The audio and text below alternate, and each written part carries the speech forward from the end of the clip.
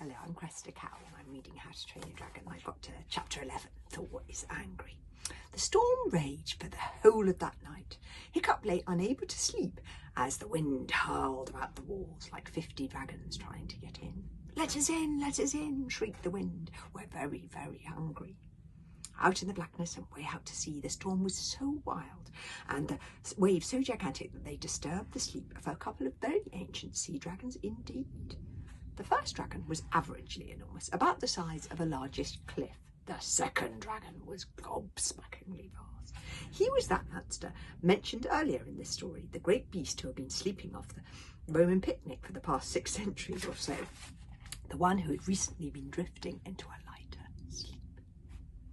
The great storm lifted both dragons gently from the seabed bed like a couple of sleeping babies and washed them on the swell of one indescribably enormous wave onto the long beach outside Hiccup's village. And there they stayed, sleeping peacefully, while the wind shrieked horribly around them, like wild Viking ghosts having a loud party in Valhalla. And the storm blew itself out, and the sun came up on a beach full of dragons and very little else. The first dragon was enough to give you nightmares. The second dragon was enough to give you nightmares. Imagine an animal about 20 times as large as a Tyrannosaurus Rex. More like a mountain than a living creature, a great glistening evil mountain. He was so encrusted with barnacles he looked like he was wearing a kind of jewelled armour. But where the little crustaceans and the coral couldn't get a grip, in the joints and crannies of him you could see his true colour, a glorious dark green. It was the colour of the ocean itself. He was awake now, this dragon, and he'd coughed up the last thing he'd eaten, the standard of the English, of the 8th Legion, with its pathetic ribbon still flying bravely. He was using it as a toothpick, and the eagle was proving very useful to be teasing out those irritating little pieces of flesh that you get stuck between your 20-foot back teeth. The first person to discover the dragons was Bad Breath the Gruff, who went out very early to check how his nets had fared in the storm. He took one look at the beach and rushed to the chief's house and woke him up. "We have a problem," said Bad Breath. "What do you mean, a problem?" snapped Stoick the last. Stoick had not slept at all. He had lain awake worrying. What kind of father did put his precious laws before the life of his son? But then what kind of son would fail the precious laws that his father had looked up to and believed in all his life? By morning, Stoick had made the awesome decision that he was going to reverse the solemn pronouncement he had made on the beach, and which was to banish Hiccup and the other boys. "It is weak of me, weak," said Stoick to himself gloomily. "Squidface the Terrible would have banished his son in the twinkling of an eye. Loudmouth the Gouty would have positively enjoyed it. What is the matter with me? I should be banished myself, and no doubt that is what Mogdon the Meathead is going to suggest." All in all, Stoick was not in a state to deal with any more problems.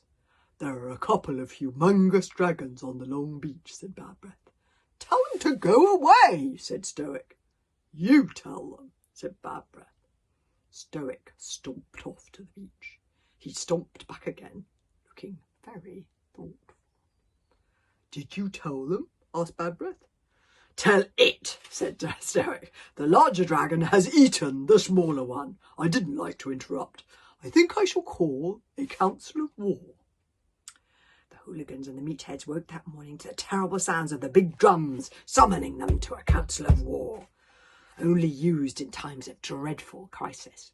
Hiccup awoke with a start. He had hardly slept at all. Toothless, who had crept into bed with Hiccup the night before, was nowhere to be seen, and the bed was stone cold, so he had obviously been gone for some time. Hiccup dragged his clothes on hurriedly. They had dried overnight, and were so stiff with salt that it was like putting on a shirt and leggings made out of wood. He wasn't sure what he was meant to do. It was the morning he was supposed to go into exile, so he followed everybody else to the great hall. The meatheads had spent the night there anyway, because it had not been the weather for camping. On the way, he bumped into Fishlegs. He looked as if he had slept as badly as Hiccup. His glasses were on crooked. "What's happening?" asked Hiccup. Fishlegs shrugged his shoulders. "Where's Horror Cow?" asked Hiccup. Fishleg shrugged his shoulders again. Hiccup looked around at the crowd pushing its way towards the great hall and noticed that there was not a domestic dragon to be seen. Normally, they were never far from their masters' heels and shoulders, snapping and snarling and sneering at each other.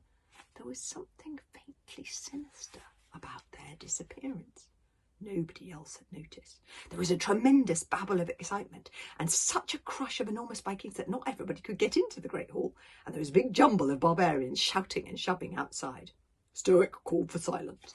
"I've called you here today, boomed Stoick, because we have a problem on our hands. A rather large dragon is sitting on the long beach." The crowd was deeply unimpressed. They were hoping for a more important crisis. Mogdon voiced the general disapproval.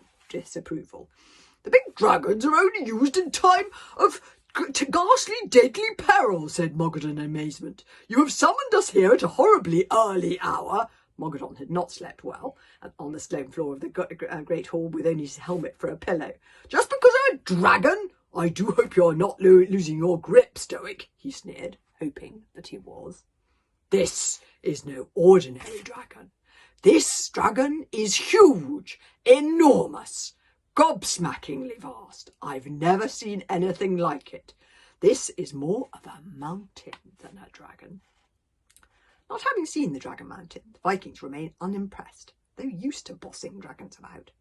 "The dragon," says Stoick, "must of course be removed, but it is a very big dragon. What should we do, old Wrinkly? You're the thinker in the tribe." "You flatter me, Stoick," said old Wrinkly, who seemed rather amused by the whole thing. "It's a sea dragon as gigantic as Maximus, and a particularly big one, I'd say. Very cruel, very intelligent, ravenous appetite. But my field is early Icelandic poetry, not large reptiles. Professor Jobbish is the Viking expert on the subject of dragons. Perhaps you should consult his book on the subject." "Of course," says Stoick at last. "So How to Train Your Dragon, wasn't it? I do believe that Gobber burgled that book from the Meathead Public Library." He gave a naughty look at Mogdon the Meathead. "This is an outrage," boomed Mogdon. "That book is Meathead property. I demand its instant return, or I shall declare war on the spot." "Oh, put a sock in it, Mogdon," said Stoick. "With soppy librarians like yours, what can you expect?" The hairy, scary librarian blushed a delicate pink and shook in his size 18 shoes. "Bang-a-bum! Hand me the book from the fireplace," yelled Stoick.